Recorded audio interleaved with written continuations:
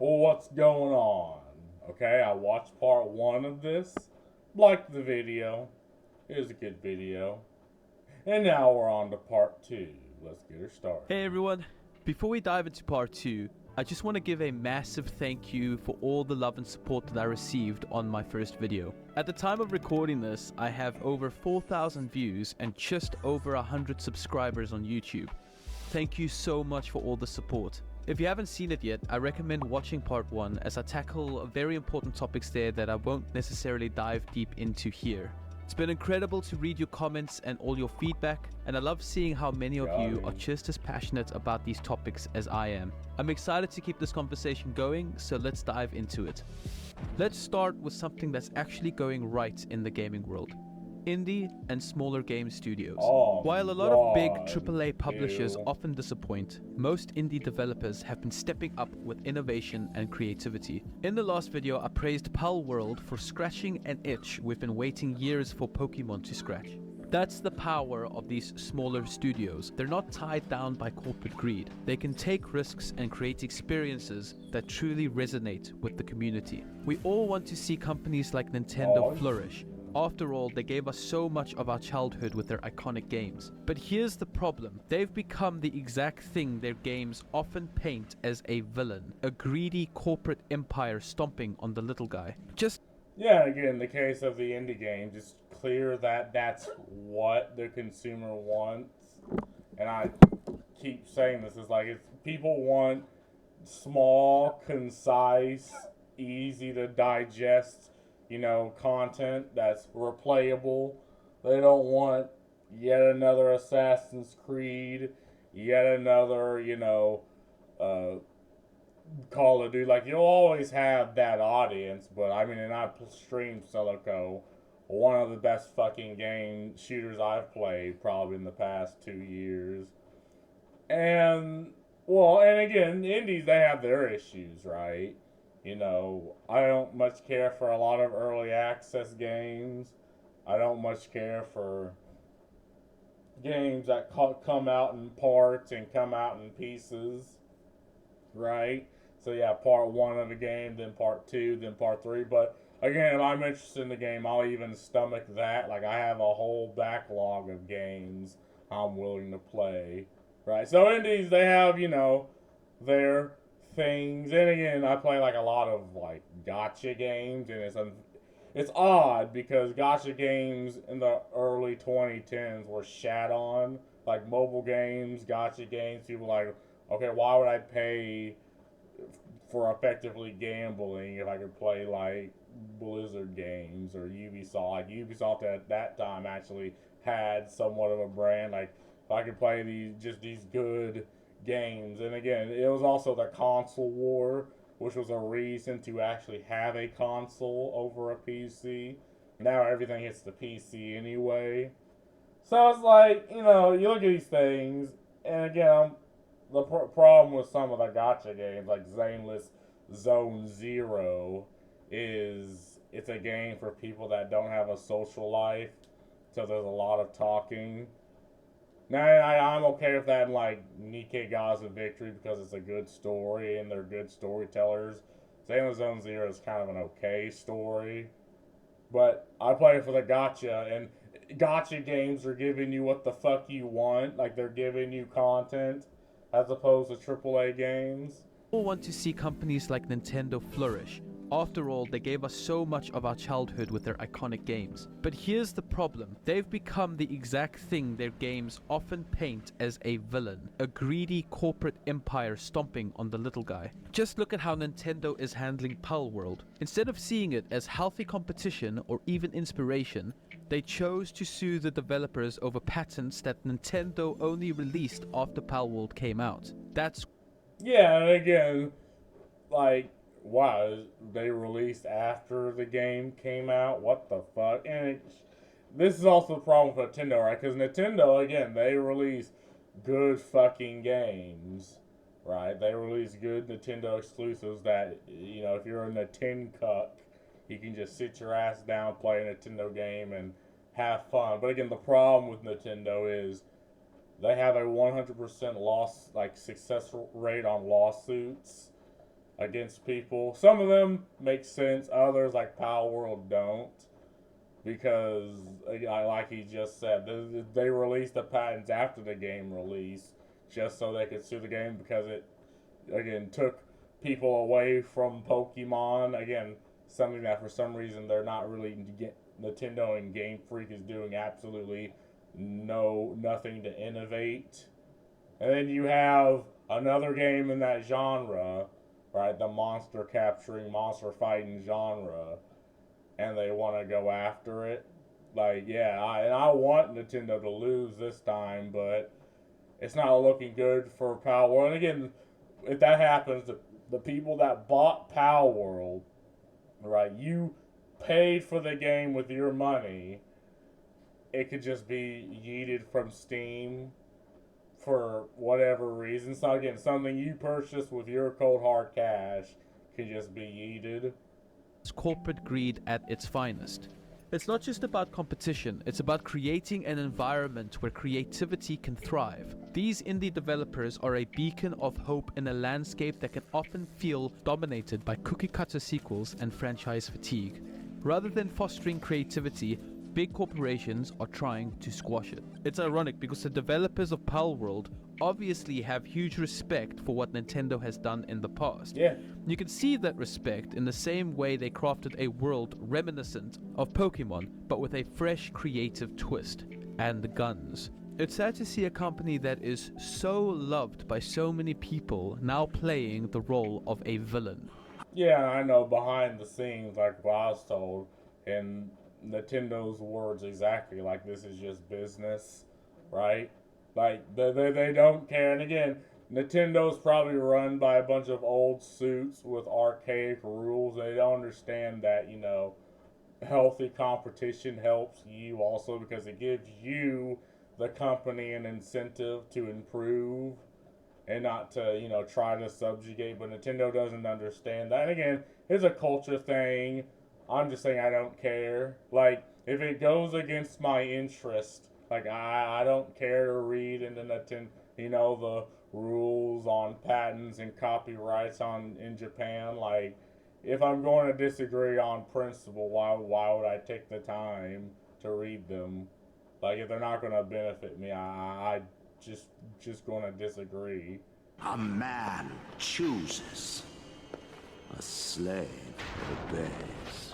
Now, I want to talk about a sensitive topic: politics in games. Yep. Here's the thing. Here we go. Games are made by humans, and humans have worldviews. So naturally, politics are going to seep into the stories and themes. The issue here isn't whether or not games should tackle political topics. It's how these themes are communicated, and whether they serve the story and gameplay. Spec Ops The Line is a perfect example of how to do it right. For those who don't know what Spec Ops The Line is, I do recommend that you play the game, try it out for yourself. It is one of the most original, thought-provoking games I have ever played.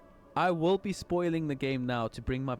And before he does that, again, the reason, it's like everything's political. Like, you have so many stances on this, but what the consumer sees, right, is you have this ideological group of weirdos who do not play games, who do not watch movies, or at least when they do, they do these through an ideological stance, and they believe they know better than the consumer, right? And they even invented a new term for this. It's called media literacy, right? It's, if you don't see a theme in a movie or in a game the way I do, well then you're the problem. Condemns your character and you as a person.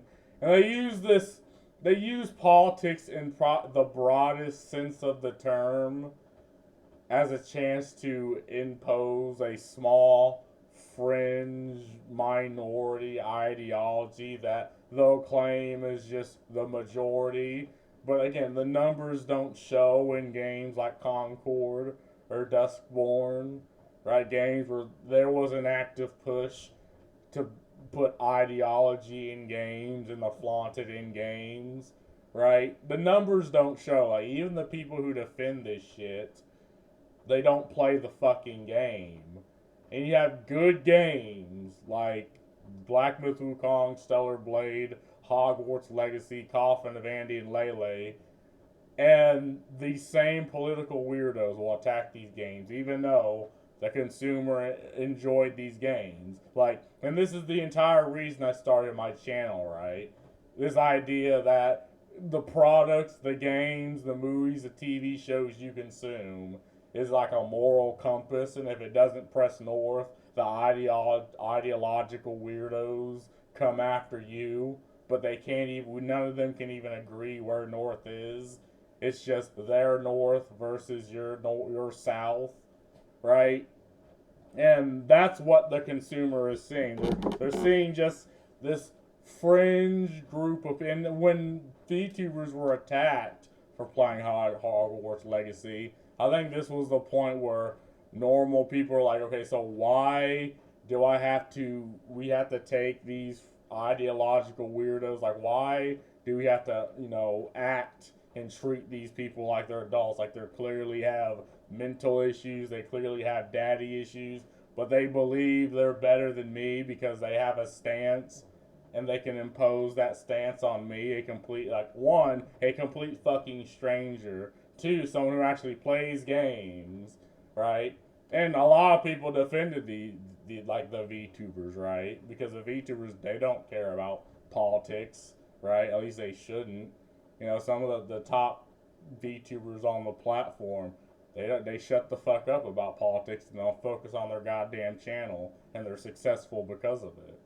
Points across. So if you really want to play the game and do not want the game spoiled for you, I would recommend jumping to the time as shown on the screen. Spec Ops: The Line weaves deep political and moral themes into its gameplay, like the morality of war and the psychological toll of violence. It does this without ever feeling like it is pushing a specific agenda. It doesn't stop the game to lecture you at any point. Instead, it allows you to experience the consequences of your actions firsthand, leaving you to reflect on the emotional and moral weight of your decisions. That's how it should be done. Similarly, Deus Ex Human Revolution... Yeah, again, it doesn't tell you, oh hey, guess what, this is bad. Oh hey, you should think this is bad. It invoked emotion in you, right?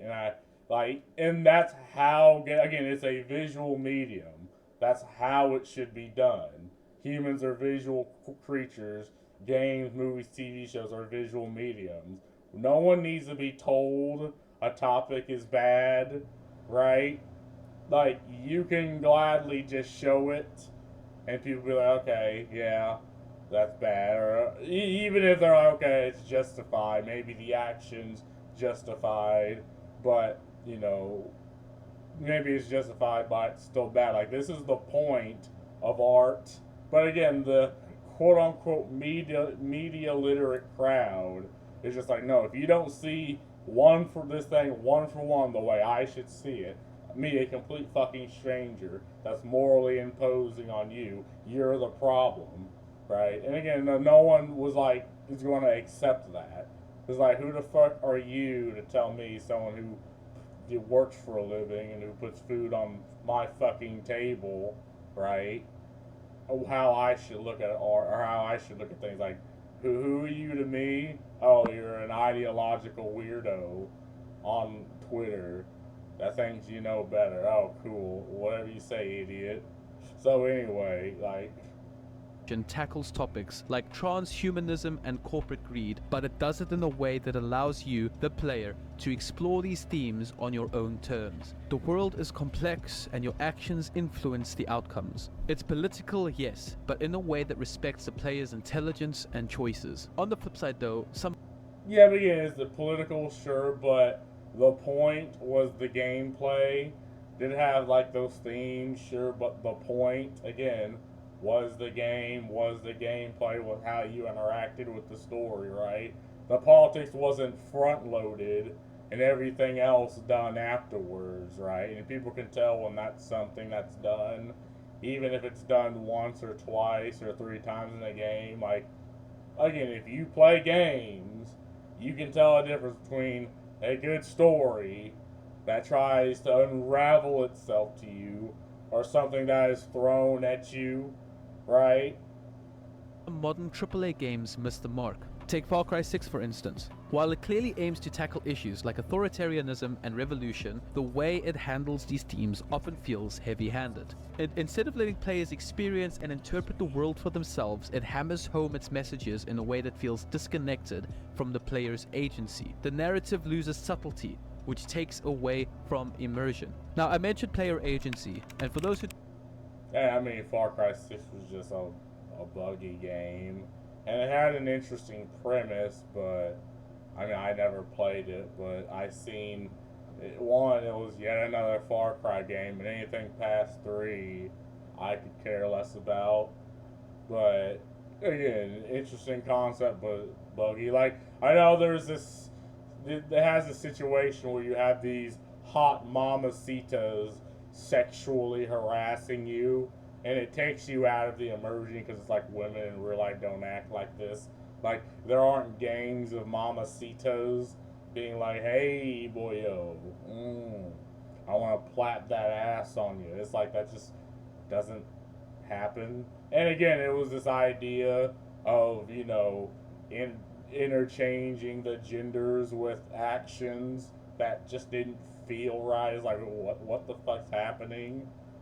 don't know, player agency is the degree of freedom the developer gives players to chart their own path through the game. The key isn't to avoid political themes at all, it's to weave them into the fabric of the world in a way that respects the player's experience. Games like The Witcher 3 do this brilliantly, where social and political issues like class struggles and prejudice emerge naturally from the story and the world.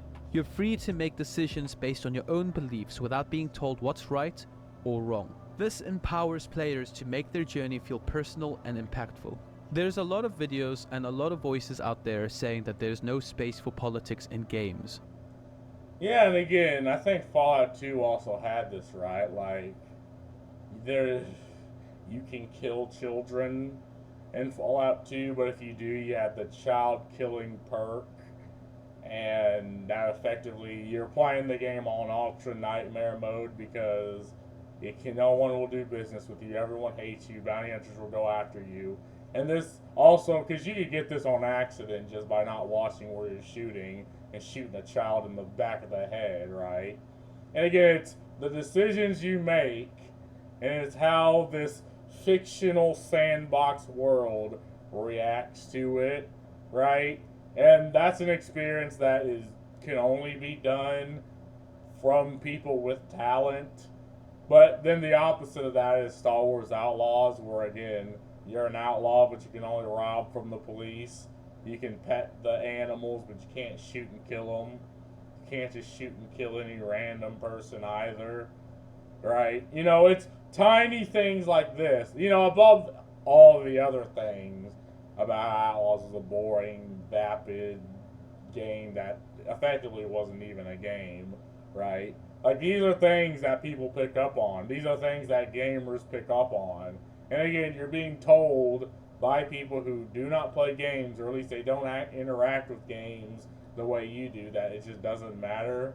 And the same people will attack games like Black Myth Wukong, where these things absolutely do matter and help. And the fact that they add these things into the game it's self-evident that it's important, but they'll attack him anyway for reasons outside of the game. Like, this is what the consumer, this is what gamers, this is the problem they have, right?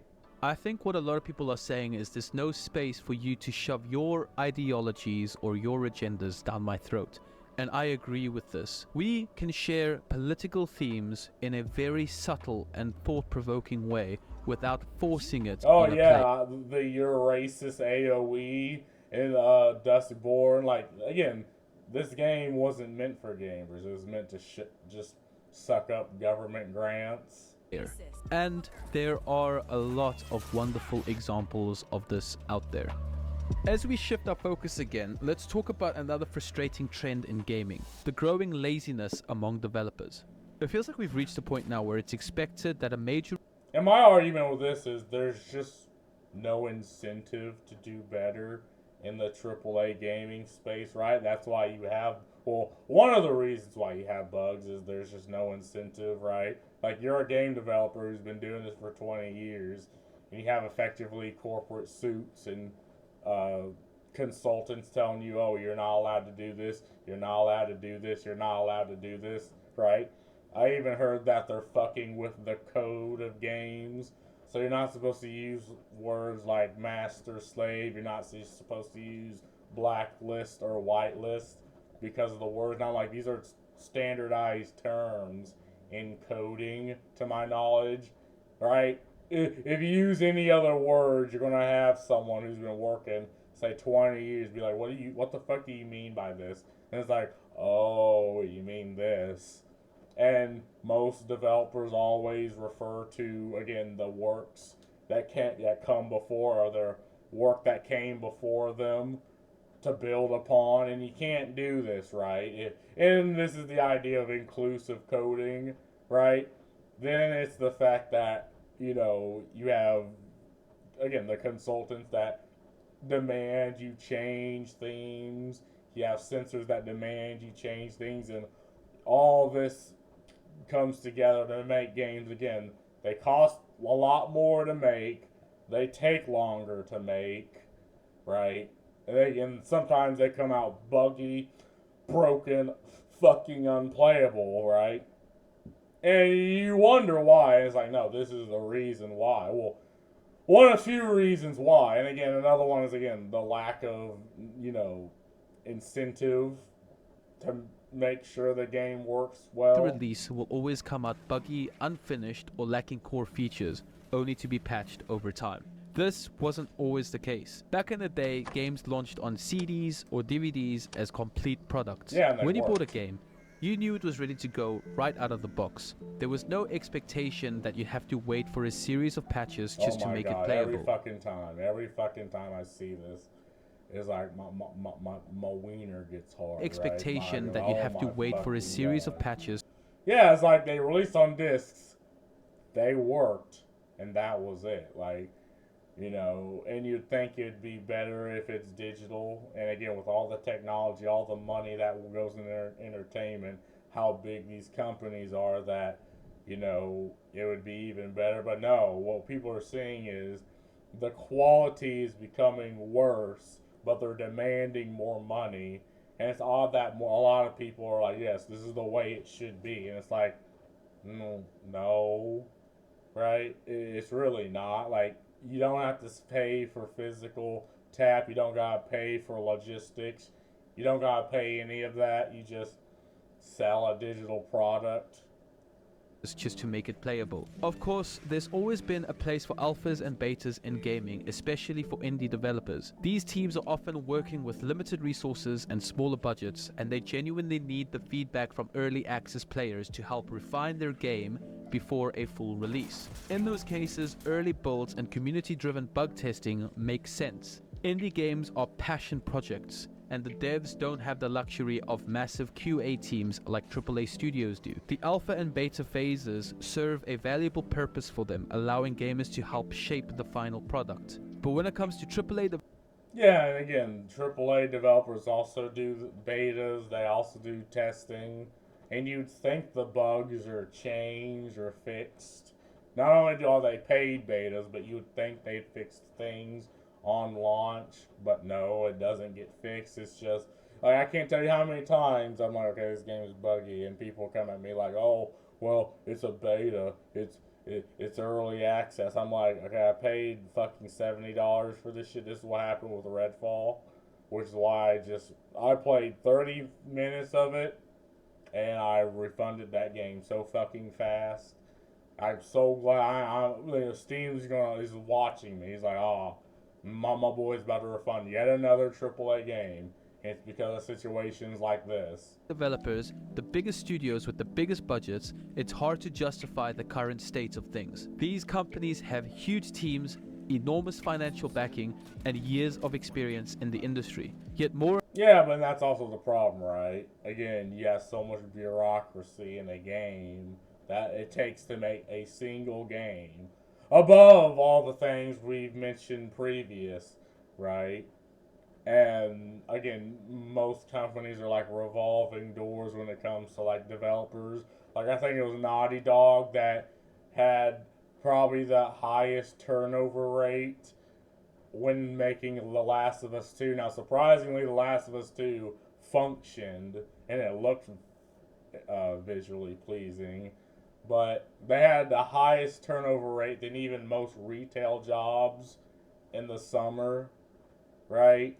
Well, in when the summer ended, and it makes sense why retail jobs and like fast food joints were like that, because again, most people just work there over summer break just to get some money, then they go back to doing whatever. And the point isn't to make a career out of that, though people do, and that's fine.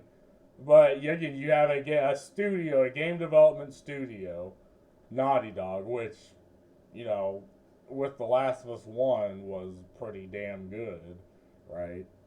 And because of that, people are, again, because of that is why games get shoved back, because now the new people being thrown in have to, again, piggyback off the people that came before, right?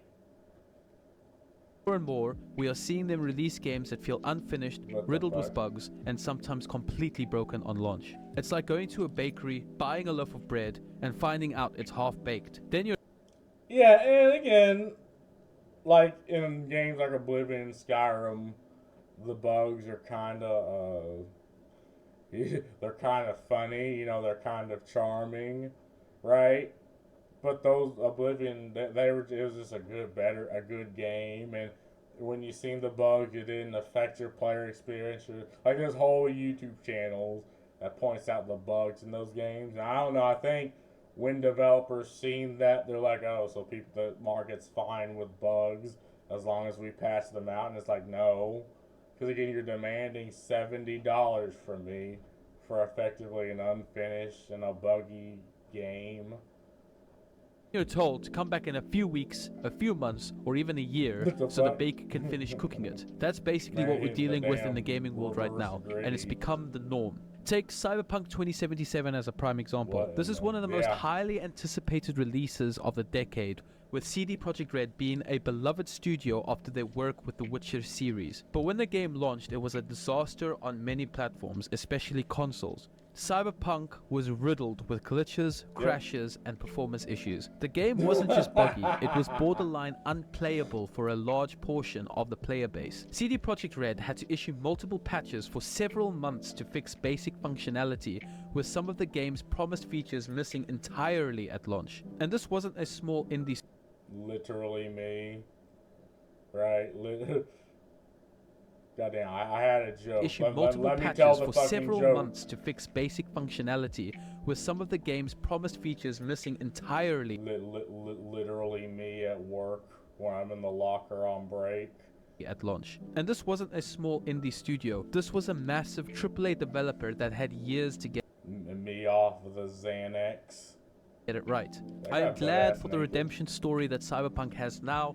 I thoroughly... Yeah, again, you have games like Cyberpunk 2077 and games like No Man's Sky. Well, No Man's Sky effectively lied to you, and then they gave you all the stuff afterwards. But yeah, you had Cyberpunk 2077, which was a buggy mess. But yeah, I mean, people had faith in CD Projekt Red, right? And when they released all the fixes and they fixed all the problems, people were like, yeah, you know, I'll go back to this game, and hell, I'll probably even play it on PC again. I don't like playing games again, but hey, I'm a mod the fuck out that game. So that's whatever. Have enjoyed the game myself. I just wish that it didn't launch in the state that it did. Yeah. The thing is, we as gamers have come to expect this. We pre-order games knowing full well that they might not be working properly on day one. We accept that the game we paid full... Literally me balling on my homies. ...price for might not be fully functional until weeks, even months later. This is especially problematic when you consider the fact that many of these games are being sold for $60 or more at launch. Yeah. Patching and updates have become a safety net for developers to release half-finished games. And while it's true that no games will ever be perfect, especially when it comes to complex systems, it's also true that we've seen a drop in quality control across the board. Bugs that should be caught during testing phase are making it into the final release. And rather than taking the time to polish a game before launch, developers rely on post-launch patches and updates to fix what should have been Me and the boys going to get that sweet Chinese food. addressed earlier on. There's What's happening with them? Okay. no doubt that games have become more and more complex and ambitious over the years, but it doesn't excuse the laziness that's crept into AAA development. When you're charging players top dollar for a game, you have a responsibility to ensure that what you're delivering is as close to finished as possible on launch.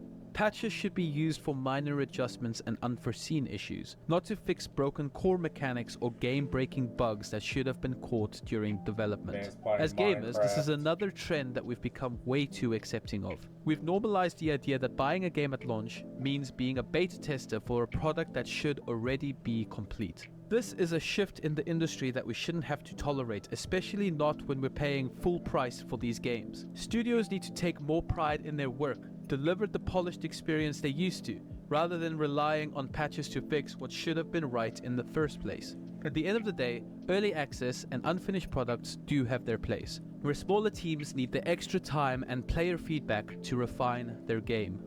Yeah, I remember at the time it was like push the game out, didn't just fix it later, and people are willing to just wait for games, right? And to my knowledge, Cyberpunk 2077 was pushed back a lot, and then it came out buggy and broken, which is why a lot of people were like, well, what the fuck, man? What the fuck? But yeah, every time a game is pushed back, I'm like, okay, what the fuck's going on in this company? Like, maybe it's ambitious, maybe it's like, maybe they're too ambitious and they're taking a step back. Or maybe, the consultants walked in and started being like, no, you can't do that, no, you can't do that, no, you can't do that. Or hey, maybe they're taking the time to polish the product. Like, again, you don't know. They're not going to tell you. They'll give you whatever PR response that they have to. But I should legitimately think like it is your consumer right to know why you're not getting a product and have all the documents as to why you're not getting a product the day it says it's going to be released, right? Because again, they demand money from you. They demand that $70 fucking dollars. And then they push the game back 7, 8, 9 times. Like, you should know why. And it shouldn't be no PR speaking no bullshit from, like, the CEO who doesn't even speak with the gamer, don't speak with the consumer. It should be documented as to why it's being pushed back. And again, this is also for the sake of shareholders, right? Because there's this time where they cared more for the shareholders, but in the case of Ubisoft, even that's falling off. But when AAA companies are releasing half-baked products, it's not because they don't have the resources or talent. It's because they've learned that they don't have to get it right the first time. As long as gamers keep buying, they can fix things later. And that's a trend that's doing a real disservice to the gaming community. Now I want to and it's disrespectful, right? It's disrespectful to you. You're disrespecting yourself. You're disrespecting the consumer, right? And it's absolutely shameful, right? You should absolutely get the game fixed and before it's released, right? And I guess this is part of the downfall AAA companies are having, because the mindset is, what can we get away with? What can we skimp on? And what can we use to defend ourselves? And, all these things is why we're at the situation we are now. Talk about something quite crucial. The reason all of these issues exist, from the half-baked games, the lack of innovation, to the increasing presence of cash grab mechanics, comes down to one simple fact. We, the players, vote for the stuff with our wallets. Yeah. The gaming industry is driven by profits, and as long as these practices are profitable, the major publishers will continue to use them. Yeah, it's been normalized. Again, We say we pay for this in Warframe, right? But Warframe's a free game, and people are willing to pay money for games. It's like you're paying for an experience that you enjoy. It's like people are willing to do this if the game's good. But and there is a subset of people that just don't have time to grind for these things and they want to more personalize their experiences. But again, like the case I given in the previous video, right?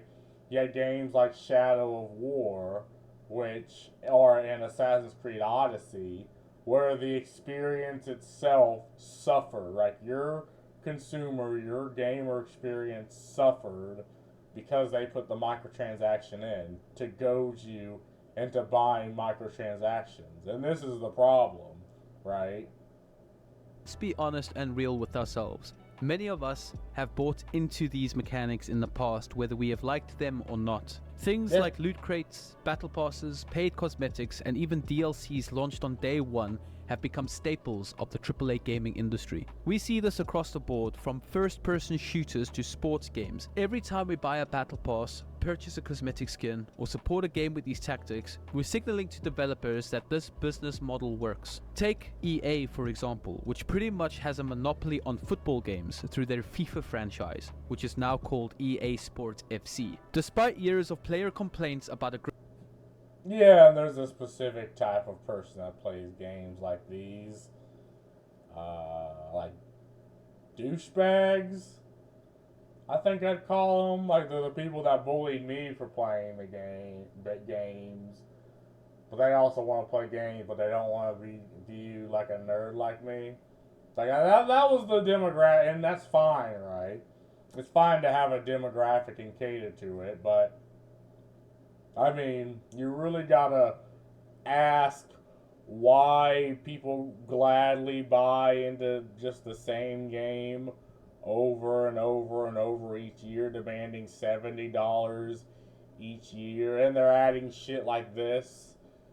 It's like, you really gotta ask the question, even if it does piss people off, because the games I played and were bullied for playing were actually good fucking games. Like, they were innovative, and they set the fucking standard. Like, the same fucking company that does everything in its power, right, to keep me from being, to disregard me as the consumer. They were the guys in their mom's fucking basement when I grew up that just made a game, right? They were effectively the indie developer, and this was at a time where if you played when games were for children, right? It's like, why are you playing a video game? Why don't you just man up and, I don't know, watch football? And despite even the social pressure, people still played games, right? And again, nowadays, those people, they have wives, they have husbands, they have, you know, families and responsibilities, but they still want to play games, right? Whatever little time and chances they can get, they want to put in that gaming hours. But the problem is, you're not being giving a product to reflect that. You're not giving a better product. You're giving a worse product. You're giving ideology to defend the worst product. You're giving sass from the company, from this odd ideological group of people that the company thinks is their consumer base, but they don't buy the game. You're giving sass, and as if it's your fucking fault. And again, you work for a living. At the end of the day, these are video games, right? It's not food. It's not water. You know, I can go the rest of my life without consuming another Ubisoft product. I don't care how inclusive they claim to be. They're excluding me. They're excluding the majority of the world. Like, they used to be inclusive, right? But they're just not anymore. They're catering to a small, fringe, ideological minority of Americans. And now that gaming is global, like, you can't get away with that, right? Aggressive microtransactions, especially in Ultimate Team, the game continues to sell millions of copies annually. Why? Because football fans want to play football games, and there's no real alternative. Even though there's a ton of backlash against EA's decisions, the football gaming community keeps buying into it, And as long as those sales numbers are strong, EA has no reason to change its practices. Yeah, and again, those games are for the same demographic as you. Again, people who work for a living, they have families, they have jobs, they just want to sit back and play. And if I'm not mistaken, like, I don't think EA really even needs people to buy any of that. Like, they're such a major conglomerate, and they get so much royalties to put it out. I don't like how much. And they publish a lot, right? And obviously they shut down a lot of companies, shelve a lot of companies, suck off dividends from a lot of studios that no longer exist. This applies to so many other franchises as well. Big publishers know that they can introduce cash grab mechanics like microtransactions, and while they get some pushback online, the sales numbers prove that players are still willing to pay. Whether it's a battle pass in a shooter or exclusive cosmetics in a role-playing game, these systems are designed to exploit FOMO. Clash of Clans, the original, right? This was, if I can get to it, if I can get to it, this was the original fucking whatever. Hey, Clash of Clans was the original of microtransaction, again, because it was effectively one of those mobile games, right? And games like that were universally shat on because it's like, okay, why do I have to pay? Dude, that's a lot of fucking that reasons. Like, why do I have to pay more just to enhance my experience when I can just pay up front once and maybe pay up front for an expansion of StarCraft, right? And the expansion is effectively a whole nother new game, and it costs less than the original, right? But again, people did this, right? Because it's the funny money idea. It's like, oh, you're not spending $50. You're getting 6,000 gems, and you're spending that. Like, it's just a way to desalinate cash. That's probably the wrong terminology, but look, I need to sound smart, goddammit, because I want to, and I'll do it fucking again. Right? You're trying to make that mental disconnect from actually spending money, and again, most of these allow you to link your card, and that's just yet another tool used in this attempt. Systems are designed to exploit FOMO and to keep players engaged long after they've bought the game. The focus has shifted from creating an immersive, complete experience to keeping players in a loop of spending and grinding. And honestly, as long as the majority of players keep voting with their wallets, you can see the look. You can see the look on his fucking face too. He's like, I'm really fucking doing it. And everyone roasting him. Yep. We can't expect anything to change. Sure, people criticize these models, and we have seen waves of outrage when something like a particularly egregious loot box system surfaces, but that Battlefield 3 was just sad. Like, they could have just did what they did on the original Xbox, but no. Like, it literally reeked of EA garbage. Outrage often doesn't translate to change. The truth is, these companies are driven by the bottom line, and as long as these mechanics are profitable, they will continue to exploit them. So if we want to see a real shift in the gaming industry, it has to start with us, the players. We have to make more informed choices about where we spend our money and what kind of games and business practices we support. Otherwise, we're just reinforcing the very trends that we're complaining about. If we want polished games, thoughtful character development, and fair, non-exploitative monetization systems, we have to be willing to vote for those with our wallets too. Yeah, and see, that's what's happening, right? That's why we're getting this odd situation where companies, the communities, these companies foster the odd individuals these companies foster are going against the consumer, the gamer. Like, now I guess it's a moral condemnation on you for not buying a product, like, according to people who did not play Concord, but they bought into them using ideology to defend a bad fucking product. Like, you are attacked by complete strangers for not buying these games. right? And they do this because they know companies are learning to fear their consumers. Like they know, oh, we've gotten there, so we put time, money, and effort to piss on the goodwill of our consumers, and now the consumers are just not buying our products, right? This is what's happening with Ubisoft. Hell, this is going to probably start happening with Sony, though. Again, Sony is like the Apple of gaming now. You know, it's just the standard because it actually doesn't have any competition other than Nintendo. But again, Nintendo has its problems.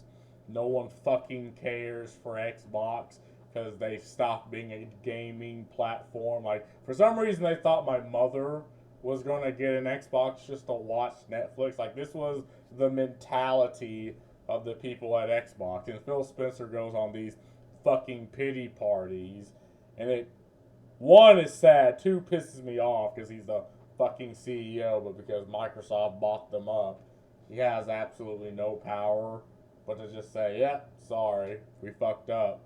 But yeah, we're at this situation, right?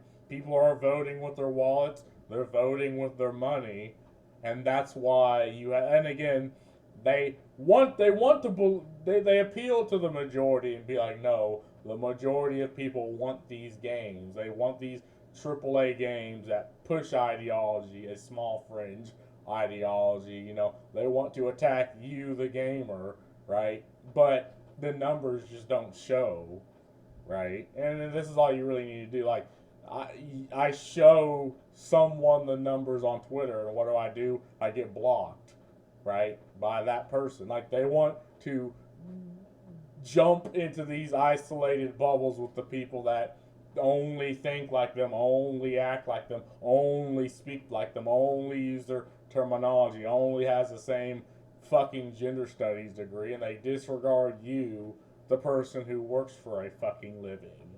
And they want to act like they speak on the behalf of, again, a group of people that they don't interact with, they don't know, they don't care to know, but they have an ideology, and now they just have this ability to speak on behalf of, like, my fucking mother, right? Like, no one needs to speak on her fucking behalf. She's fucking 50, right? One of the best examples of this has happened recently, with Concord losing on $400 million and having to completely shut their game down. Yeah. Leading up to the launch of Concord, we saw people online saying, if you don't like it, don't buy it. Exactly. This proved Bullshit. to both gamers and AAA companies that players hold the power. After saying all this, and I'll end this the same as how I ended the last video, I am very grateful for the current climate of gaming. I'm having a lot of fun lately playing games developed by smaller game studios. There are still some AAA companies that listen to their fans, and it doesn't feel like they're driven by profit more so than wanting to make good games. Maybe they are driven by profit, but they understand that a good game that is loved by many equals more profit, which is Yeah, I don't care. Again, I never care for wanting to make money, but I do care if the consumer value goes down. Like, the value of the consumer interaction suffers because they want to make money. Like, the value of your gaming experience of the product suffers in this attempt to make money. And we've seen this happen with the games that have microtransactions, or games that push a small fringe ideology, or games that just wants to compete, right?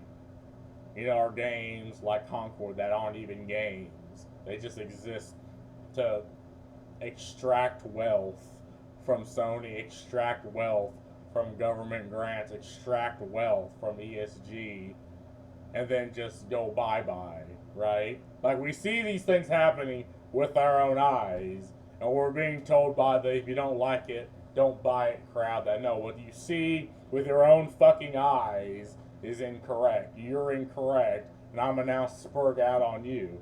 And again, I said this before, and I'll say it again. We should bring back pure, unadulterated shame.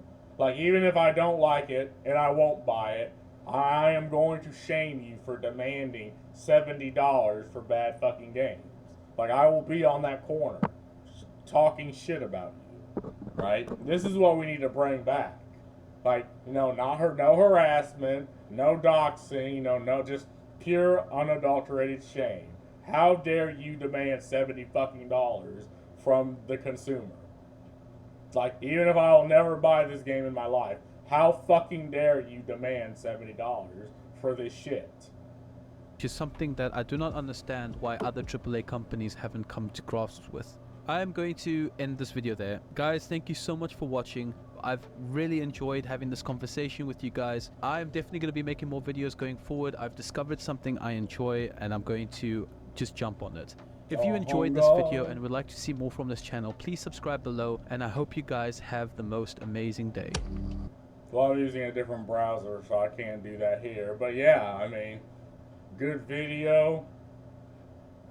He's getting a lot of subscribers. Man, please throw those subscribers my way. Man, you got this fucking hood, man.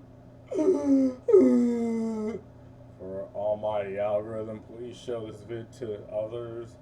Also a great vid. How you came, Tasman? Task for a review of your first video. I look forward to your progress as a creator. Come here for Masman video to react to your first video. Yeah, I mean, a lot of like this is how you share the message, right?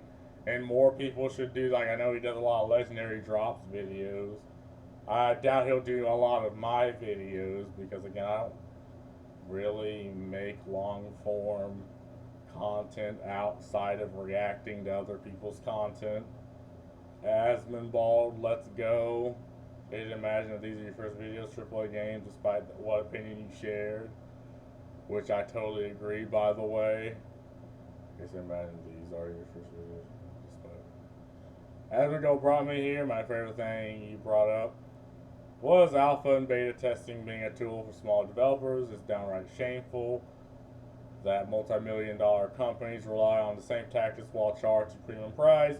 Entertainment companies abuse goodwill in ways that no other commercial product can. It's time we respect merit, not intentions. Yeah, Total Warhammer 3 did this. They had a $70 early access, and people universally fucking hated it for the Realms of Chaos. But then obviously the Immortal Realms came out, and that was just a superior product. Other videos are made, no idea if you really continue pushing your content, but no matter the pace, I'll look forward to the next. Me too. Daddy Chaos hurt here early before these go viral. Oh God. But anyway, again, like, it should be an Olympic sport to just shit on bad companies, bad products. And again, bad products kill companies. And this is what people need to understand, right? You know, if you release a shitty product, you deserve, like, if you only release bad products as a company, products that the consumer does not want, like, what the fuck are you doing here? And it's sad to say this because, yeah, people are going to get fired, right? Developers are going to get fired. But no one blames the company for that. Like, no one blames bad companies for making bad decisions. The fact that they got to fire their people. But they always blame the consumer. Right? And this is what I fail to understand. Or at least I'm trying to understand. Again, to my knowledge, it's easier to go after just some fucking random stranger than the actual company, especially if they shove ideology as a shield just to keep you from, just to make you shut the fuck up. But, you know, it's difficult to explain complex issues to people who, again, they choose a worldview, they choose an ideology, and under no circumstances will they agree with you, right? But, again, what's happening is, yeah, people are now figuring shit like this out. Like, you know, I don't have to pay for this schlop. I don't have to back Ubisoft. I can just, I personally have a whole backlog of games. And even new games and indie games. Like, I can go my entire life without playing another Ubisoft game. But, that's all I gotta say about this. Peace.